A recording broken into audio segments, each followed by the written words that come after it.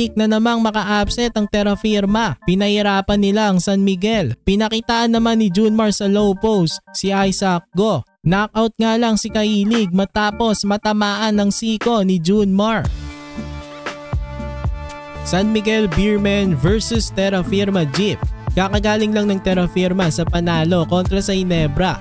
Pero ngayon masusubukan na naman sila sa undefeated na San Miguel Beermen. Sa start ng first quarter, mas maganda ang simula ng Terra Firma. Nakaabante agad sila sa Beermen ng 12 points, 19-7.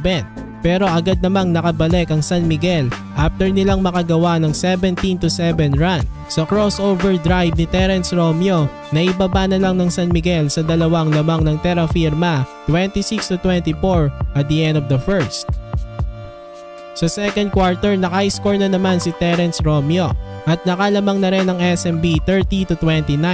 Solid naman ang ipinakita ni Vic Manuel dito sa second quarter, pero pinakitaan din siya ng batang si Luis ang galang.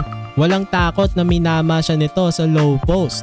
After niya, nakagawa na naman ng run ng Terra Firma sa paunguna ni Wami Tiongson na may 14 points na. 3 tres pa ang ipinakawala ng Terra Firma, 2 kay Philip Kahilig at 1 naman kay Isaac Go. Balik sa 9 points ang kalamangan ng Terra Firma, 54-45 at the half. Sa start ng second half, na-knockout agad si Andres Kahilig matapos matamaan ng siko ni Junmar sa kanyang panga. Hindi naman sinasadya ni Abay kaya walang foul na tinawag. After niya, naka-easy basket si Junmar sa paint kahit pa napaligiran ng ilang Terra Firma players.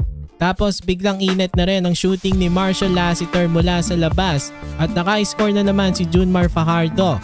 Nakalamang na ulit ang SMB 68-67. After niya, nagpalitan ng baskets ang dalawang koponan hanggang sa matapos ang third quarter.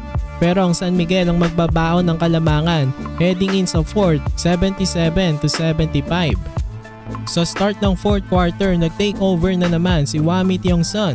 Back-to-back 3-pointer sa harap ni Moto Tua. Tapos nasundan pa yan ng wide open layup ni Stephen Holt.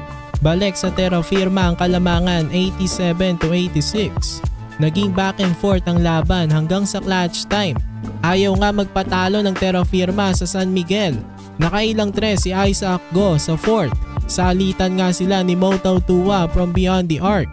Pero nasampulan ni Junmar sa low post si Isaac Go.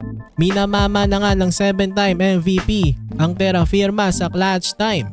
Fast forward sa last seconds ng laban, tatabla pa sana ang Terra Firma pero sablay na ang tres ni Isaac Go.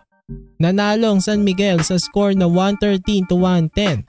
Mananatili nga silang undefeated with 5 wins.